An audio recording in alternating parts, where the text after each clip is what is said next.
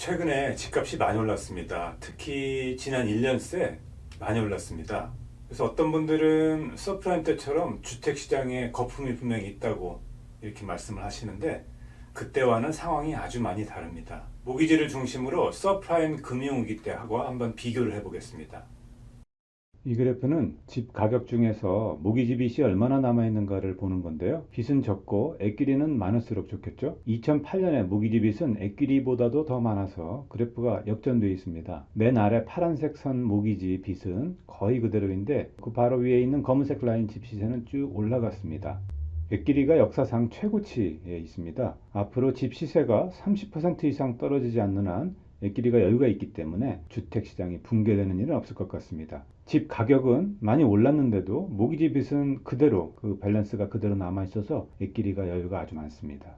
모기지 빚의 그 퀄리티 등급을 보겠습니다. 노란색이 에이전시, 회색이 포트폴리오, 파란색이 프라이빗 뱅크, 검은색이 2차 홈 에퀴티 론입니다. 각각 점수를 매기면 에이전시는 A+, 프라이빗은 B등급, 포트폴리오와 홈 에퀴티는 각각 C등급으로 분류될 수 있을 것 같습니다. 네 가지 색깔 라인을 보시면 다 떨어졌는데 노란색만 쭉 올라간 게 보이시죠? A+ 등급 모기지가 20년 내 최고 수준으로 많습니다. 이번에는 민간 부분의 프라이빗 모기지 증권 MBS입니다. 서프라임 때 문제가 됐던 모기지가 여기 프라임을 제외하고 다 모여 있는데요. 파란색 선이 최의 우수 등급 A+ 등급 프라임 모기지입니다. 그 다음이 RTA B등급 정도 회색 라인이고요. 최하위 등급이 C등급 서프라임이 검은색 선입니다. 왼쪽 박스 금융위기 때를 보시면요. 서프라임과 비슷한 RTA 모기지가 많았는데요. 지금은 어떤가요? 종류를 가리지 않고 거의 존재감이 없는 상태입니다. 문제가 되는 이것들을 다 합쳐도 5%를 넘지 않습니다.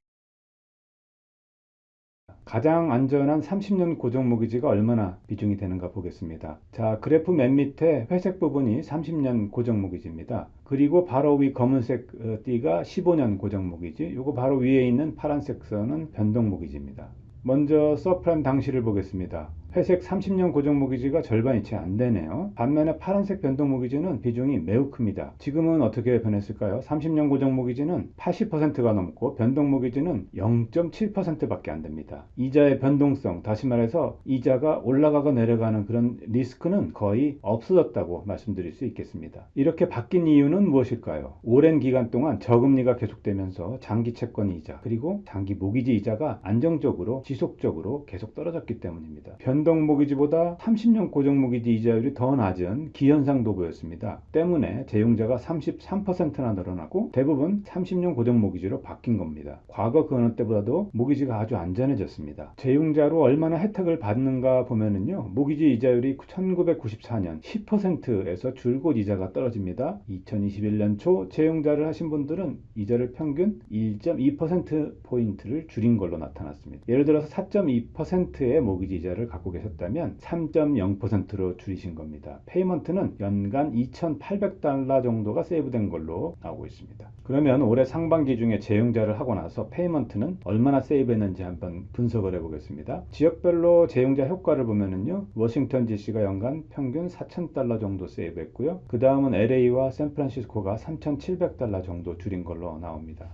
재용자를 조금 더 자세히 보겠습니다. 특히 캐시아웃 재용자를 더 보겠는데요. 경기가 안 좋아지거나 소득이 줄었을 때 일반적으로 캐시아웃 재용자가 늘어나게 됩니다. 집을 담보로 현금을 더 빼는 거니까 페이먼트가 늘어나게 되겠죠. 따라서 연체될 위험은 더 높아지게 됩니다. 서프라임 때는 전체 재용자 중에서 캐시아웃 재용자가 72에서 87%나 차지했습니다. 그런데 최근에는 35%에서 52% 정도로 낮아졌습니다. 아주 낮지도 높지도 않은 중간 정도가 되겠습니다. 집 가격에 비해 몇 퍼센트 정도를 현금을 캐시아웃 했느냐 이건데요. 서프라임 때는 19에서 22%였습니다. 최근에는 13에서 17% 정도입니다. 조금 낮아졌습니다. 중간 정도 되겠습니다. 그런데 더 자세히 보면 최근에 진행된 캐시아웃은 매우 안전해 보입니다. 앞에서 살펴본 대로 일단 집값이 아주 많이 올라서 액기리가 충분히 남아 있고요. 또 이런 상태에서 캐시아웃 재용자를 했기 때문에 대용자를 하면서도 이자는 낮아졌습니다. 그럼 캐시아웃 재형제를 하고 나서 페이먼트가 어떻게 변했는지 보겠습니다. 여기서 마이너스라는 것은 페이먼트가 오히려 늘었다는 뜻입니다. 금융위기 때는 캐시아웃 재형제를 하고 나서 연간 페이먼트가 4,900달러에서 3,200달러 정도가 늘어났습니다. 월 400달러 선이니까 부담이 꽤 되겠습니다. 지금은요, 캐시아웃을 하고도 연간 페이먼트가 2020년에는 66불, 그리고 올해는 불과 34불이 늘어났습니다. 한 달에 3불 정도 늘어난 거니까 차이는 거의 없다고 봐야겠습니다. 따라서 최근 캐시아웃 리파이는 전혀 위험해 보이질 않습니다. 이번에는 차압 직전까지 가서 페이먼트를 못 내는 90일 이상 페이먼트 연체 확률입니다. 2020년도 3분기 기준으로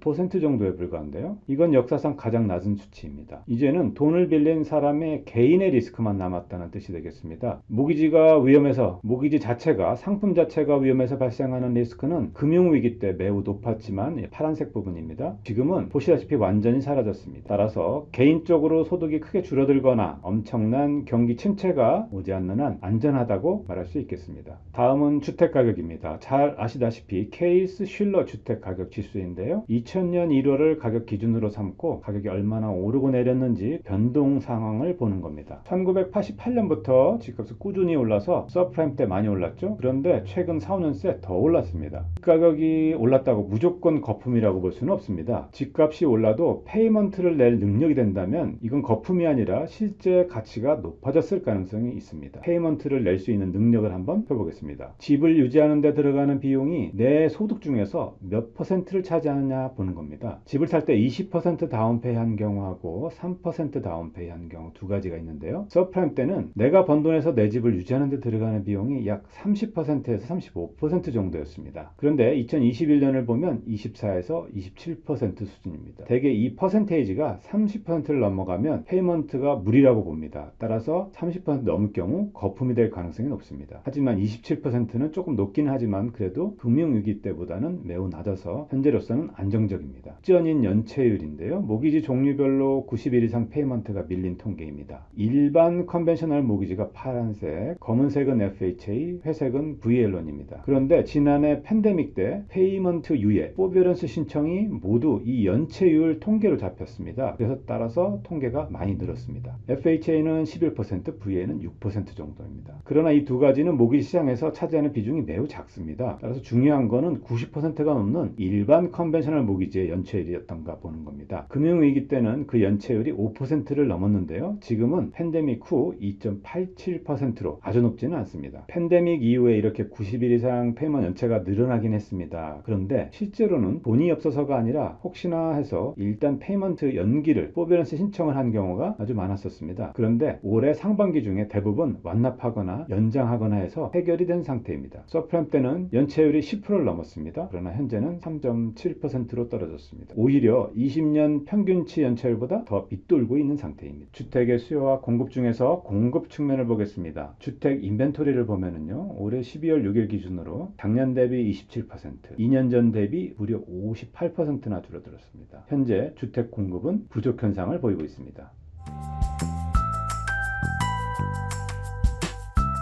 인플레이션도 심하고 집값도 너무 올랐고 해서 부동산 시장이 조정을 받을 거다 이렇게 생각하시는 분들이 예상외로 많은데요. 2008년 금융위기는 부실한 모기지로 인해서 발생한 위기였거든요. 앞에서 살펴본 것처럼 현재 모기지는 역사상 그 어느 때보다도 깨끗하고 건강한 편입니다. 최근에 집값이 올라간 특징은 모기지 융자 금액이 전혀 늘지 않았다는 겁니다. 대개 집값이 오르면 융자금도 같이 덩달아서 따라서 올라가야 하는데 현재는 별반 차이가 없습니다. 그런 반면에 액기리는 현재 역사상 최고 수준입니다. 따라서 집이 차압될 가능성은 매우 적습니다. 차압된 집들이 매물로 대거 나오기 전에는 집값 폭락이 있을 수 없습니다. 두 번째로 페이먼트 부담이 거의 오르지 않았습니다. 모기지 이자율들을 다들 낮추셔서 페이먼트가 많이 줄었습니다. 소득 대비 페이먼트 부담이 생각보다 적은 편입니다. 세 번째로 모기지 빚의 퀄리티가 아주 좋아졌습니다. 30년 고정 모기지 현재 80%가 넘습니다. 역사상 가장 비중이 높은 편입니다. 2008년 위기 때는 변동 모기지와 서프라임 모기지가 많았는데 지금은 변동 모기지는 불과 0.7%입니다. 서프라임 모기지도 역시 1% 안팎으로 매우 적습니다. 아무래도 주택 가격이 많이 떨어지려면 페이먼트를 못 내서 연체가 되고 차압 매물이 시장에 나와서 공급이 아주 많이 늘어나야 되는데 차압 매물은 별로 없을 걸로 보이고요. 오히려 인플레이션과 팬데믹의 영향으로 주택 공급이 당분간 과거에 비해서 적을 걸로 예상됩니다. 따라서 주택 가격 하락을 당분간 기대하기는 어려울 것 같습니다. 이번 시간에는 과거 서프라임 때하고 비교를 해서 현재 주택시장 그리고 모기지 시장에 대해서 전반적으로 한번 살펴봤습니다. 그럼 다음 시간에 또 뵙겠습니다. 감사합니다.